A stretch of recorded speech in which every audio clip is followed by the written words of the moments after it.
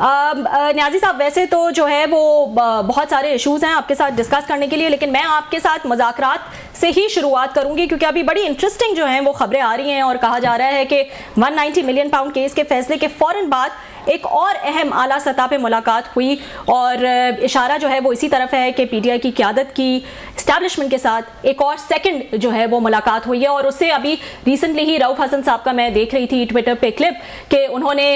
बड़ी जो है वो उम्मीद जाहिर की है इस चीज़ से। तो ये तमाम मामला जो है वो इसी तरफ जा रहा था, इसीलिए हम देख रहे हैं कि on the face of it मुज़ाकरात हुकूमत और पीटीआई के दरमियान जो हैं वो कामयाब नहीं हो पा रहे थे। देखिए जी, मुझे तो जैसे आपके पुराने पहले भी आवाज मेरी वापस आ रही है मुझे, मैं तो पहले भी आपके प्रोग्राम में कह चुका था 26वीं आईनी तरमीम के दौरान कि ये कामयाब हो जाएगी और ये ब्लो हॉट ब्लो कोल्ड का जो निज़ाम है वो खुद ब खुद जो आप देखेंगे कि इसका बिल आखिर तरमीम के ऊपर कहते हैं कि तेरी सरकार में पहुंचे तो सभी एक हुए, तो सारे के सारे बाजमात हो जाएंगे। और जिस तरीके से 26वीं आईनी तरमीम के ऊपर मैं समझता हूँ कि इमरान खान, तहरीक इंसाफ, फजल रहमान साहब सारे यकसू थे,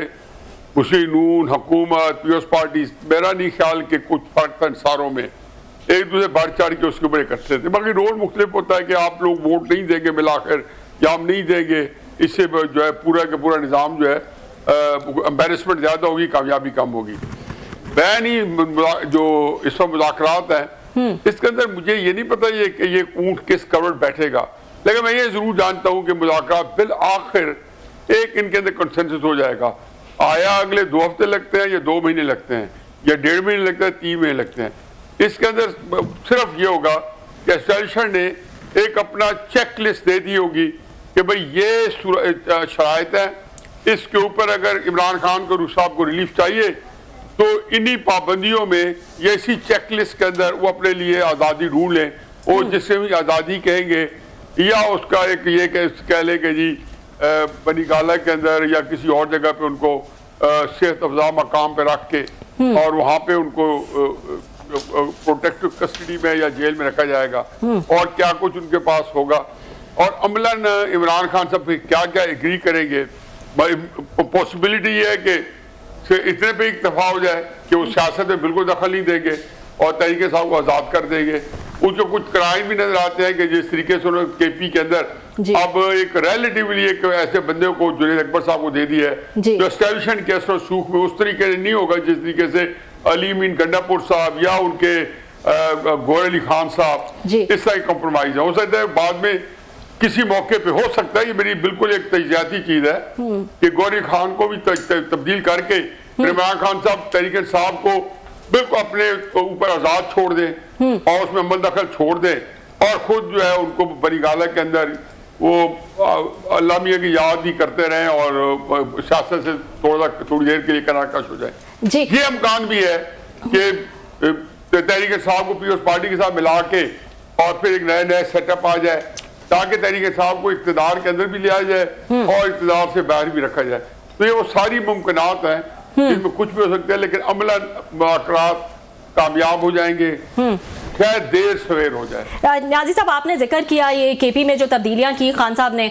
उस हवाले से, और अली अमीन का आपने खासकर जिक्र किया, क्या वजह यही है कि जो उनके राब्ते हैं एस्टैब्लिशमेंट से या क्लोजनेस है वो वजह है, या फिर बुशरा बीबी की नाराजगी वजह है, या फिर वाकई गवर्नेंस इशू है? तीनों में से क्या आपके ख्याल में वजह बनी है? देखिए जी, मैं नाराजगियों को तो ज़्यादा एवेल्यूएट नहीं करना चाहता हूँ क्योंकि उसके अंदर पता नहीं वो नाराजगी आया ऑप्टिक्स हैं, आया उनको कुछ तासुर देना है, हकीकी हैं या एक तस्वराती हैं या एक लोगों के अंदर एक सामने लेके आया जो है ना उनको एक चीज़ रखने की कोई सही है। मुझे इतना पता है कि अली अमीन गंडापुर को जब वजारत आला दी गई थी तो इसमें 2 राय नहीं थी। खान साहब जो थे वो पूरे यकसू थे कि ये वो लोग हैं जो एस्टेब्लिशमेंट से उनका मामला करा देंगे और ये किसी न किसी तरीके से मुज़ाकरात करेंगे और मुझे कोई ना कोई रिलीफ दे देंगे और मैं एस्टेब्लिशमेंट को कहूँगा देखो मैंने आपके बंदे जो है उनको मैंने सारे ओहदे दे दिए हैं, चाहे नेशनल असेंबली के अंदर है, जो कुछ हमारे पास है, चाहे प्रोविंशियल असेंबली में है। अब ये वकास अकरम साहब जो थे, वो किसको नहीं पता कि वकास लीग में थे तमतराक के साथ, किसको नहीं पता कि वो 4 महीने पहले तक जो है इलेक्शनों से वो तहरीक इंसाफ के बिल्कुल एक सीना फुला के मुखालिफ थे। ये सारी बातें सामने थी। फिर उनको जब आपने इलेक्शन के फौरन बाद पलक झपकते पब्लिक अकाउंट्स कमेटी के चेयरमैन का नाम प्रपोज किया, तो मतलब यही था कि जी वो जो नाबगा रोजगार जितने लोग थे जो एस्टेब्लिशमेंट के आंखों में जचते थे या उनकी आंखों की ठंडक थे या कंप्रोमाइज जिसको आम अल्फाज में कहा जाता है या कंप्लायंट थे जी, वो सारे के सारे इमरान खान साहब ने उमर अयूब से लेकर, जो मेरी नजर में जो है मेरा अपना ख्याल है। अब आ जाए कि जब जो अली अमीन गंडापुर साहब है वो मैनेज नहीं कर सके, वो ये उधर वो चाहते थे कि किसी तरीके से एस्टेब्लिशमेंट को भी साथ लेके चले और तरीके साहब के वर्कर्स को भी साथ लेके चले। लेकिन मैं उसमें हमेशा मेरा तो अपनी नपीतुल राय थी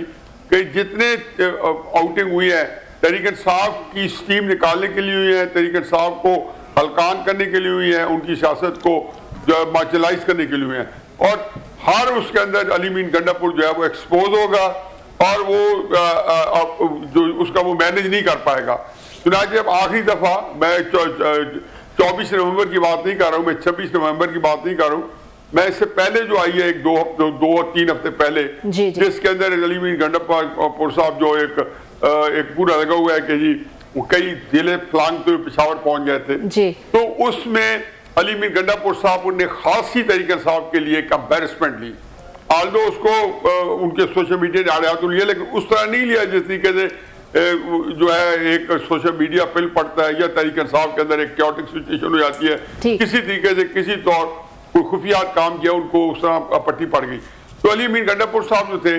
अब वो जो उनसे हासिल करना था या नहीं करना था, दे सके या नहीं दे सके, वो खर्च हो चुके थे। अगर वो अपनी अब वजारत आला की पोजीशन जो है वो भी बचा जाए, क्योंकि अगर ना मुज़ाकरात का नाकाम हो गए या ना चल पाए तो इमरान खान साहब जो है आखिरी हुरा यही करेंगे कि एक और जब लड़ाई अंदर से शुरू करेंगे जेल से, वो अली अमीन गंडापुर साहब को शायद वज़ारत आला से भी हटा दें। लेकिन मेरे नहीं ख्याल कि इसका कोई ज्यादा इम्कान है, वो इसको चलाते रहेंगे, ये एस्टेब्लिशमेंट के पास पोजीशन रहने देंगे। और पार्टी जो है उन्होंने अभी अपने बंदे को दिया है, एस्टेब्लिशमेंट को ये बताना है कि जी मैं पार्टी जो है उसको अपने तौर पर चलाऊंगा। हो सकता है गौर अली खान भी किसी मौके पे इमरान खान साहब उसको भी तब्दील कर। ठीक जी जी नियाज़ साहब, बहुत शुक्रिया सर, आपने बड़ा ये तफसील से इस बड़े कम्प्लेक्स मसले को आपने इसको ये अगेन एक्सप्लेन किया। इसको एक और साइड से भी अगर हम देखें क्यों आपको लगता है कि बड़े अरसे बाद एक जो चीफ मिनिस्टर आए हैं पेशावर में या KPK में, वो इस सूबे के साउथ से आए हैं, मतलब साउदर्न जो इजला हैं, अगर मैं गलत नहीं कह रहा, मेरी मेमोरी ठीक अगर मुझे सर्व कर रही है, तो लास्ट जो चीफ मिनिस्टर थे शायद मौलाना फजल रहमान साहब के वालिद साहब थे जो डेरा इस्माइल खान से थे, उन साइड से थे। उसके बाद मोस्टली हमने देखा या हज़ारा से आते रहे, मेहताब अबाई साहब आ गए, पीर साबिर शाह साहब आ गए, या पश्तून हमारे स्पीकिंग भाई जो हैं वो आ गए। तो एक पार्टी के अंदर ये भी थोड़ी सी एक रेजिस्टेंस थी कि जनाब के जो हमारे पश्तून हमारे स्पीकिंग एरियाज़ हैं उनके रिप्रेजेंटेशन जो है शायद उस तरीके के नहीं है कि आपने साउथ से सारे लोग ले लिए हैं, वज़ीर आला भी वहीं से है, सूबाई ओहदा भी उनसे है, ऑलरेडी वहाँ पे ग्रुपिंग तो मौजूद थी, लॉबिंग वो मौजूद थी, और वो अल्टीमेटली खान साहब ने बैलेंस करने के लिए कि जनाब के ये जो हमारे इन एरियाज़ के पश्तून डिस्ट्रिक्ट जो डोमिनेंट हैं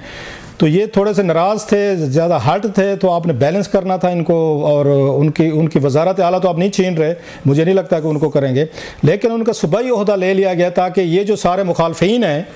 इनको बैलेंस किया जाए, ज़रा पैसिफाई किया जाए। आप इससे कोई असेसमेंट से एग्री करते हैं? This could be one of the reasons कि उन्होंने साउथ से जो लिया था वज़ीर आला आफ्टर मैनी डेकेड्स। आप बताइएगा कोई दरमियान में अगर मैं मिस नहीं कर रहा था,